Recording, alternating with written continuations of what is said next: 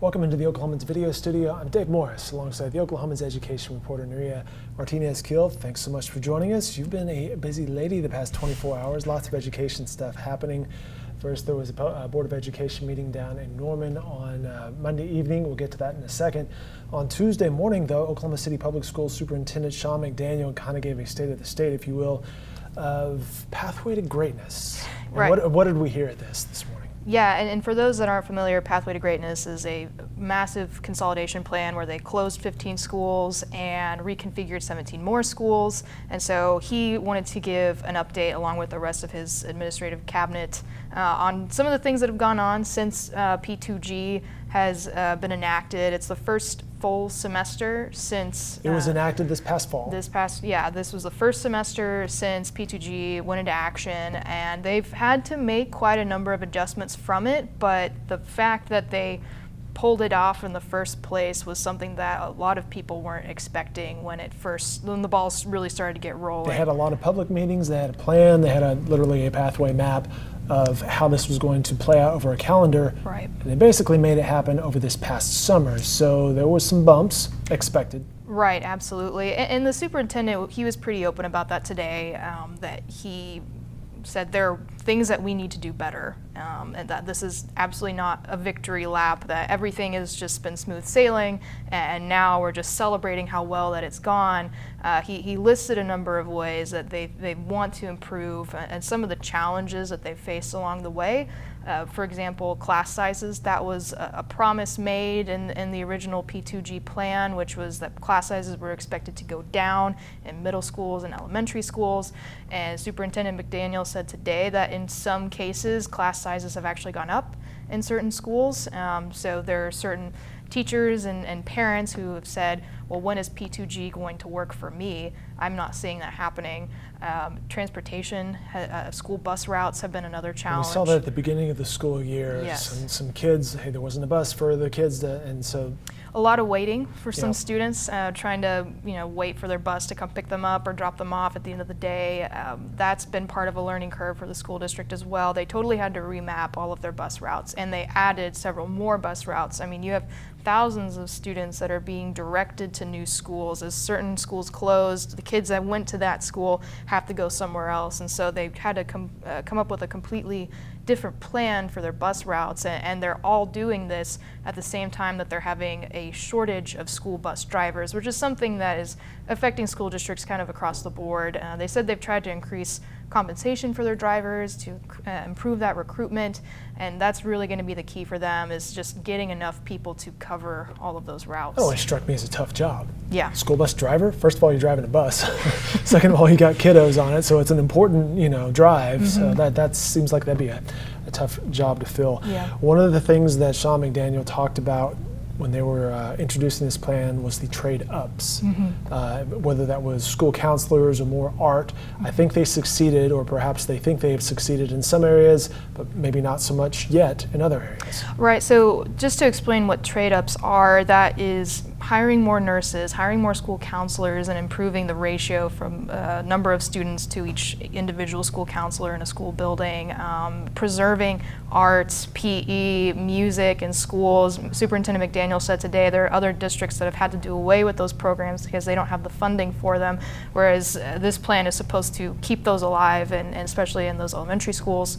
And there is a survey, though, of the teachers union recently that showed that 18% of the 1,200 members of the union said they didn't see any of those trade-ups in their schools. And then 25% said they had seen all of them, and about 37% said they had seen some of them. So not every school is feeling the direct impact in the same way that maybe others are. But those trade-ups are supposed to be a direct result of the cost savings of closing certain facilities down. We're chatting with Martinez-Keel from the Oklahoman about education. You can read her story. It's posted right now on Oklahoman.com. You can also read more in Wednesday's editions of the Oklahoman. along with video from Oklahoma City Public Schools Superintendent Sean McDaniel's press conference this morning. One more thing that I believe was addressed, there was a change with fifth graders moving into the middle school environment. Is that something that he spoke about? He did. He talked about that today. A part of the Pathway to Greatness plan was reclassifying fifth grade as a middle school grade, and so middle schools would be serving 5th through 8th instead of 6th through 8th. Some parents were afraid of that, having, you know, fifth graders suddenly dealing with teenagers. Exactly, in the same hallways as 8th graders. But some schools have had the capacity to really sequester them a little bit into a different area and make sure that they're not passing through the hallways at the same time as older students are. Taft Middle School actually had an unexpected burst of enrollment. They had way more students in enrollment than they expected, and so they were able to move their 5th graders to Linwood Elementary, which was one of the schools that closed. So that's kind of serving as a 5th grade center for Taft. FD Moon's going to do the same thing next year, and that's more of creating space in that middle school for renovations with MAPS money. So 5th graders at FD Moon next school year are going to be going into Edwards Elementary. So there are different ways you can come at this, whether you want to have 5th graders in a different building or rearranging the master schedule for the school. But administrators did say today that the grade band, which is 5th through 8th, that can still work for middle schools. They just need to be mindful that 5th graders should be a little bit more insulated from the older population. And finally, did Superintendent McDaniel mention anything, hey, moving forward, expect X, Y, Z, or any closing thoughts from the superintendent? I think really he said today that there are a lot of ways that they can do better and ways that they want to do better, and that they're going to continue addressing issues as they go along. One thing that he really praised, though, was how the adults in the situation, not the students, but how the adults who have had to pull off all of these changes, how they have embraced that, and the district community has seen these huge changes coming toward them and really stepped up to the plate to make them happen. He said there's still some anxiety over these huge changes, which seems to be understandable, but he really praised the district community for stepping up to the plate. Speaking of anxiety, last night in Norman, a Board of Education meeting, you see in front of me a laptop. Some of the Norman parents want them gone, I believe, was among the headlines. Yes. Again, a story you can read on Oklahoman.com and in today's editions of the Oklahoman. Parents are upset about laptops that have been distributed at the schools. Correct. So down in Norman, they have a technology initiative that provided a MacBook Air for every middle school and high school student in that district. And they Full stop right there. That sounds pretty cool. However, a lot of parents have several concerns about the effects of introducing a device for every single student. They also provided iPads for students in their elementary schools. After hearing about an hour and a half of complaints from parents, so they listed off a number of reasons that they're concerned, but I would say the ones that seem to take up the most volume would have been a drastic increase in daily screen time for those kids. They're afraid that their children are on screens all day at school, and that's something that they're already trying to limit at home. So they're concerned about overuse of technology, especially in exchange for human-to-human interaction. Some parents thought that the school filters were not strong enough in terms of internet searching. So kids are doing what kids might do and search for content that suddenly is like, whoa, perhaps that's not appropriate. Right. There was one mother who said her 11-year-old son was exposed to inappropriate images that a student sitting in front of him in class was showing to a friend on his school-issued computer, and that her 11-year-old son obviously was upset at this, and then the fact that at such a young age he was seeing images like that. It was on a school-issued device in his classroom too, seemed to make matters worse. That's the environment he's exposed into it. The parents like, hey, whoa, this is a little bit inappropriate. Right, and maybe these are conversations that parents can have with kids at home about not searching for those things, or limiting screen time at home. But I think a lot of parents seem to be upset that the district was providing the devices that enabled some of these issues. And perhaps the devices weren't locked down enough to prevent that sort of.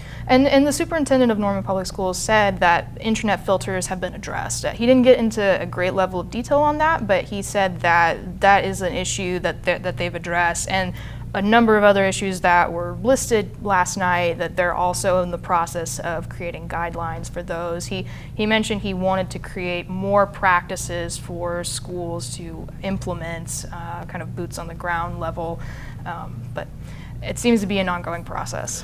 The district spent a lot of money. They invested in this pretty heavily, right? They did. Just in August, they spent about $8.6 million on MacBook Airs, iPads, cases, training, Apple TVs. They Pretty bought nice gear. a lot of nice gear. And there was one father who said, why did you choose the most expensive tech option for our kids to use in their Instead daily of a Chromebook classwork? or something like that. Right, yes, exactly. That's another option that some school districts can go for, Chromebooks, which is generally known to be less expensive.